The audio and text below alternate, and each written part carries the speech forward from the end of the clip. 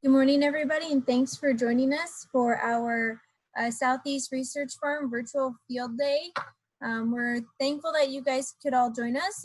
We would much rather be seeing you guys face to face, but we're happy that you could join us here virtually today and hopefully the rest of the week as well. Before I pass it off to Cody and Myron to give us a quick research farm and crop update, I just have a few housekeeping items I'd like to share before we get started here. So during the program, if you do have any questions, we're going to use the question and answer box for our participants to submit questions to the different presenters. We will cover as many questions as our time allows here this morning. If for some reason your Q&A or your question and answer box is not showing up in the right side of your screen, if you use the controls at the bottom of the screen to activate it, and sometimes it might be the three little dots for more, and then you should be able to see that Q&A box show up.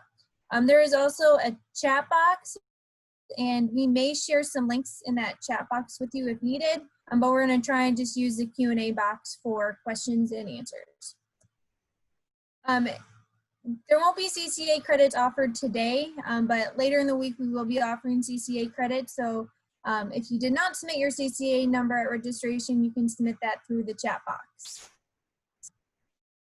So just want to introduce some folks before we get started. So kind of the team of the field specialists, as well as the folks at the research farm who helped to organize this event, as well as our Southeast Iowa Agricultural Research Association board. So Ryan Droletti is our farm management specialist. We've got Josh Mickle, who's a field agronomist, Chad Heseltine, who is one of our egg specialists at the research farm. Myron Rees, who we'll be hearing from here shortly, is the co-manager at the Southeast Research Farm. Virgil Schmidt should be a familiar face for many. He's also a field agronomist. Cody Schneider is the other co-manager of the Southeast Research Farm. We also have Dominic Schneider, who is the co-manager of the Muscatine Research Farm. And then Christina Tabakhorst, who is our egg engineer. And then myself, I'm an extension field agronomist. And then I do just want to point out our Southeast Iowa Agriculture Research Association board members. So we greatly appreciate these people. The Southeast Iowa Agricultural Research Association is made up of 21 counties, and we have a board member from each of those 21 counties. So we greatly appreciate these folks, and they helped to select some of the topics today for our field day. So greatly appreciate them and what they do. So with that, I'm going to pass it off here to our presenters for today. So we are going to be getting a research farm and crop update from Cody Schneider and Myron Rees, who are our Southeast Research Farm co-managers. So I'm going to pass it off for Cody to share his screen here.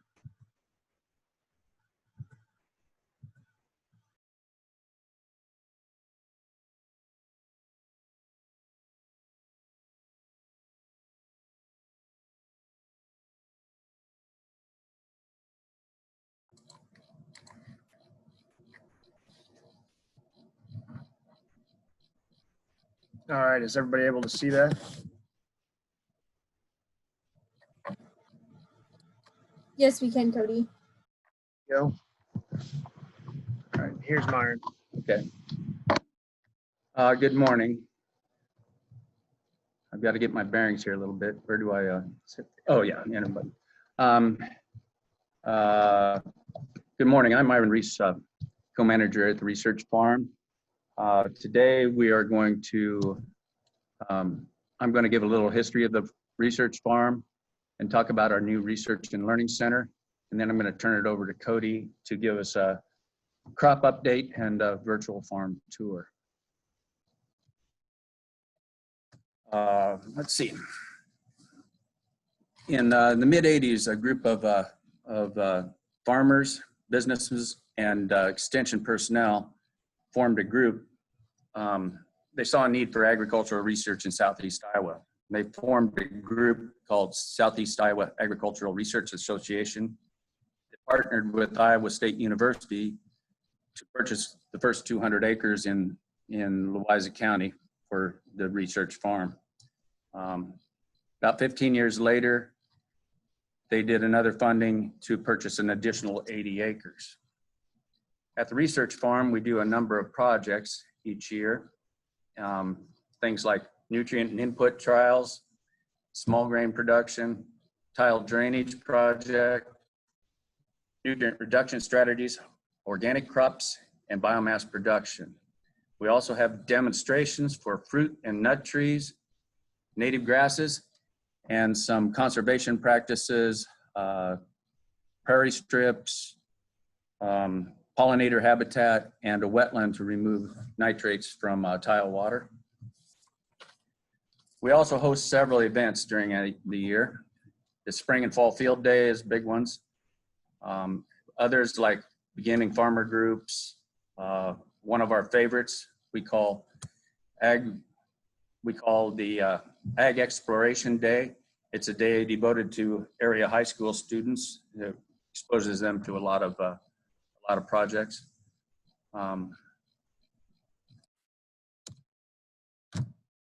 We are currently in the process with a capital campaign project to help us build a research and learning center at the farm. This will give us a larger climate-controlled area for education and meetings, and as well as give us a place to do maintenance and work on machinery and set up projects. Funding goal for this project is $360,000. We're currently about 1/3 funded. We will continue to seek funds for this project with a, I think, optimistic goal of being able to break ground in the spring of 2021. With that, I'm going to turn it over to Cody, and he's going to give us a crop update and a virtual tour.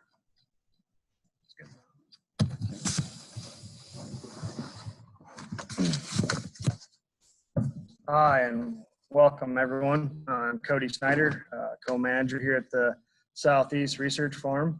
And as Myron said, I'll talk about how the crop season has been going so far, and then we'll do a drone fly to the farm and get and highlight some of the projects at the farm. This spring, field work started off with some pretty favorable weather.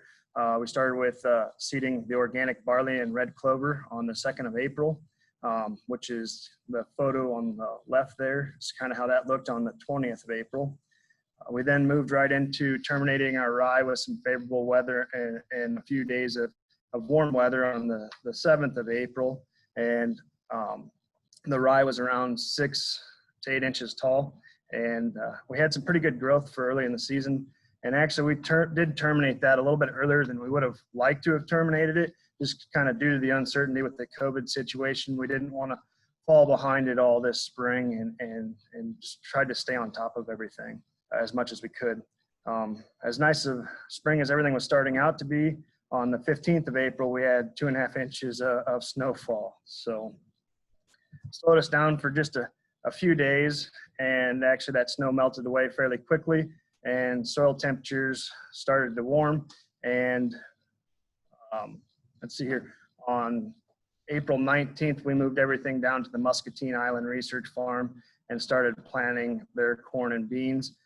That took us about 2 days, and the next day we moved right back to the Southeast Research Farm and planted a couple early soybean trials, which were a seed treatment trial and a data planting trial.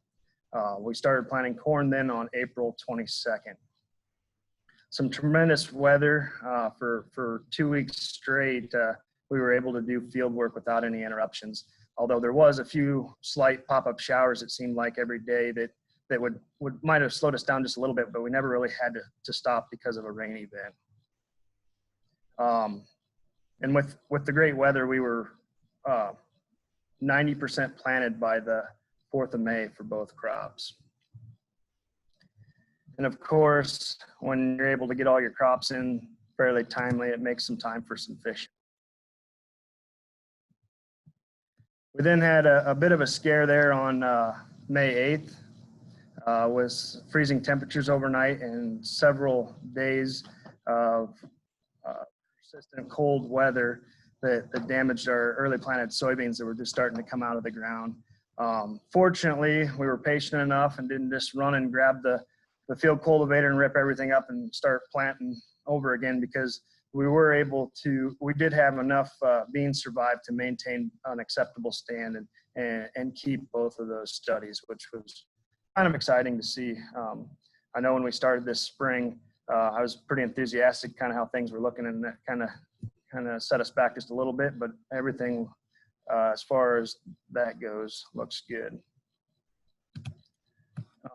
Side dressing was completed with some favorable weather the first week of June, and we have also completed our post herbicide application and our corn, and we are almost finished up with the soybean post herbicide, other than 15 acres of some late planted beans.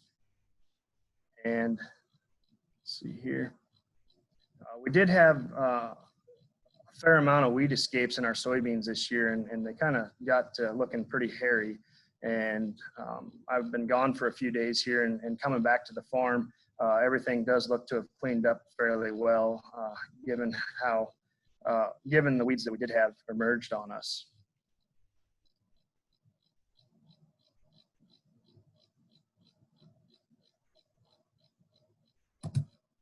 Our current crop stages are V8 for the corn, and our beans are now flowering, so we were at R1 for our soybeans. Crop conditions overall look good, and would definitely improve greatly with some heat and some warm weather, but this last week or so, things have really came on and made a bit of a jump, but we'd still like to see some more heat, and it doesn't quite look like we're going to get it this week with mid to upper 70 temperatures, but things are progressing nonetheless.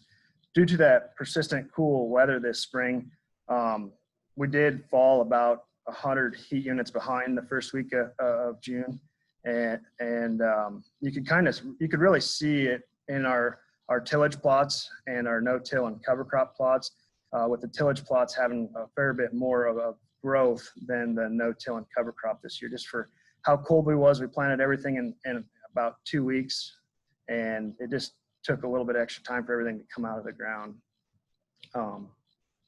At this time, as I've checked, we have been able to catch up on our heat units, and we're pretty much right on line with the historical average heat units for this time frame and that date of planting, which this graphic here is for the 22nd of April planting date and a 111-day corn.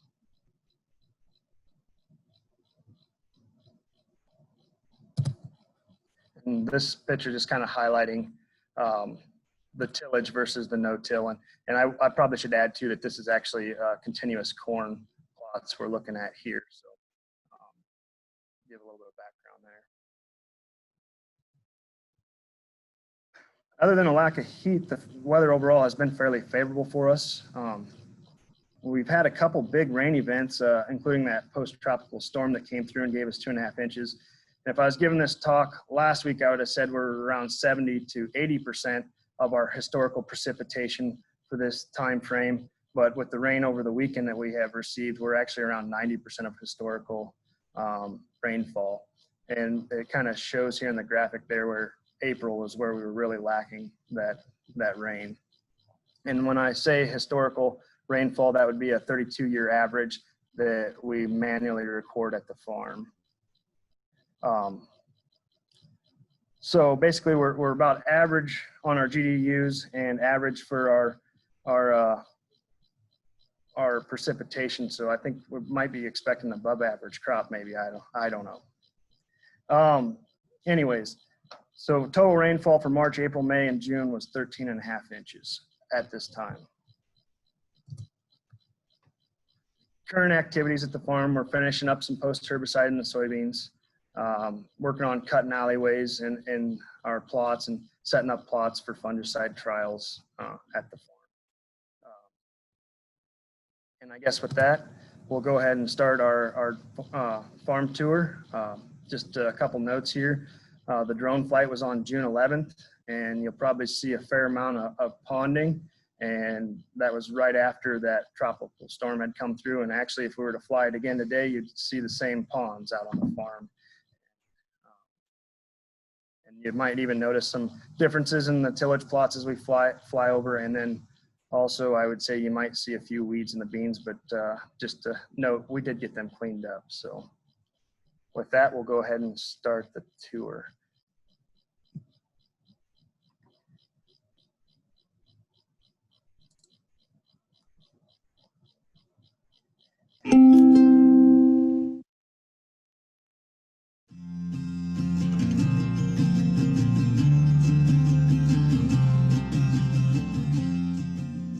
Hi, I'm Cody Schneider, co-manager of the Southeast Research Farm, and today we're going to be taking a virtual tour. First, here we have our tillage, no-till, and cover crop plots that we're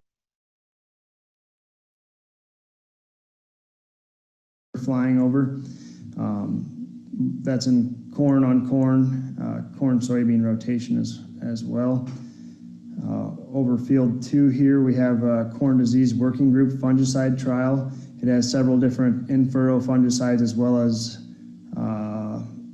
foliar fungicides that are applied at different stages of the crop.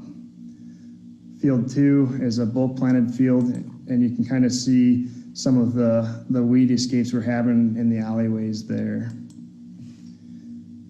We're moving off over top of field 3 here, and the stuff that is just looks like it was just worked up is actually planted to sorghum that got planted the first week of June, and it actually emerged fairly quickly in several days with the warm weather we had there. We're coming to the back of the farm here, which is our 5.5 acres of organic, certified organic, and this year it is a barley trial that has several different varieties of barley that you can kind of pick out there in strips across it. That's actually got a 3-year rotation of barley underseeded with red clover, corn, and then soybeans. As we come around the corner here, we'll be flying over top of our cover crop study.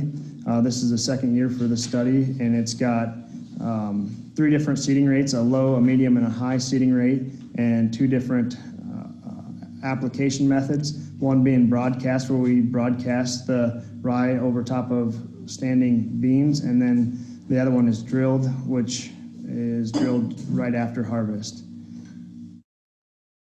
And the next couple fields we're going to fly over top of here is a long-term P and K placement study with Antonio Mallarino that he has used to calibrate the soil test analysis and fertilizer recommendations.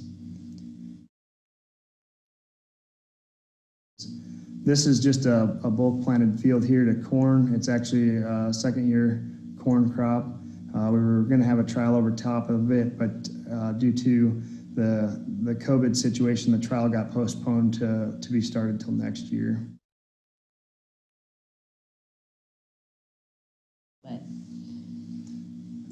As we're turning the corner here from the second-year corn, we're actually flying over top of our Miscanthus project.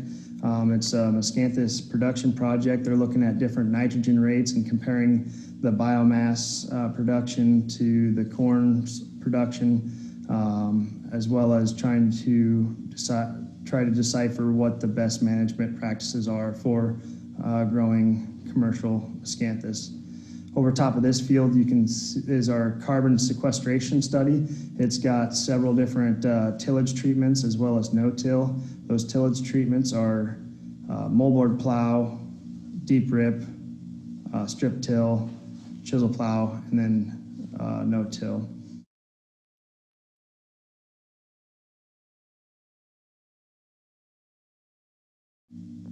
This next field is a bulk planted soybean field that we're flying over top of. It's actually going to be used this fall to set up next year's cover crop study that we had just went through here earlier.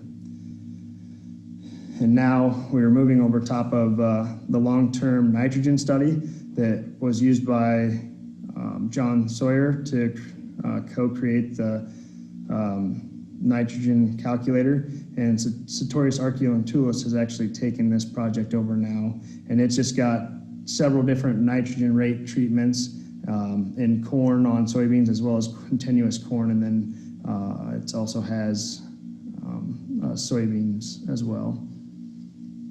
This is kind of a little bit of wetter part of the farm here, and you can really see after that 2.5 inches how much water we had in excess. And this study here is actually is a different soil type than the first tillage study that we went over to start the tour, and it has 3 treatments. One's chisel plow, the other is no-till, and the other would be rye cover crop, and a continuous corn and a corn-soybean rotation system. As we come around here, we're looking at field 20 that the board members of the association asked us to do a corn population trial in. We'll move around the corner here some more, and the large field here is used by the USDA for their corn evaluation trial.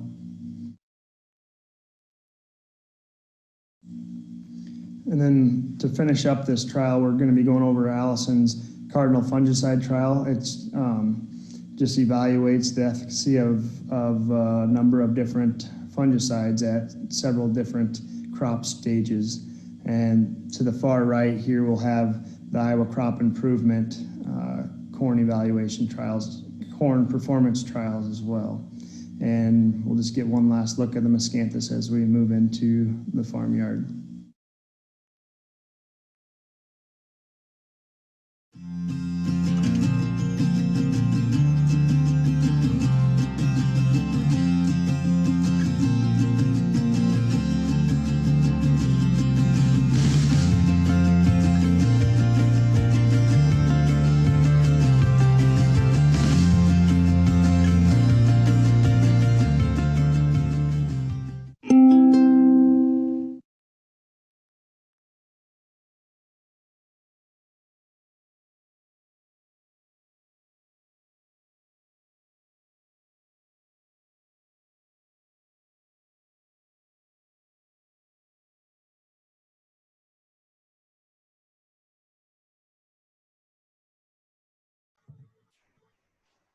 So I want to thank Cody for helping us do that virtual tour of the research farm, and I also want to thank Brandon, who works at the Northern Research Farm, who came down and helped us collect that drone footage for the virtual tour of the research farm.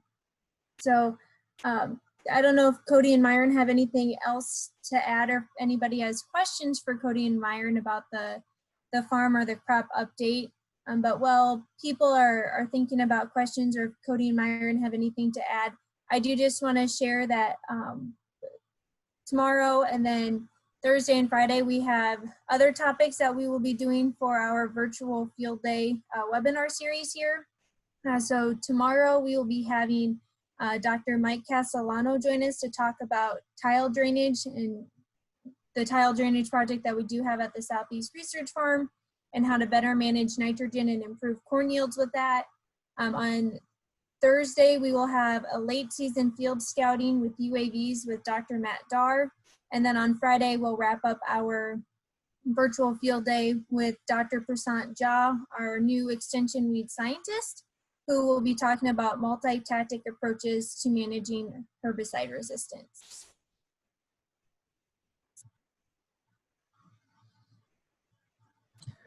Yeah, I don't really have too many comments to add. I'd just say thanks for those that could join us and kind of see what we got going on at the farm. And I'd maybe say stay tuned for maybe another drone flight here later in the season when we can highlight some more projects, and maybe we'll be able to get that posted to our Facebook page for everyone to see as well.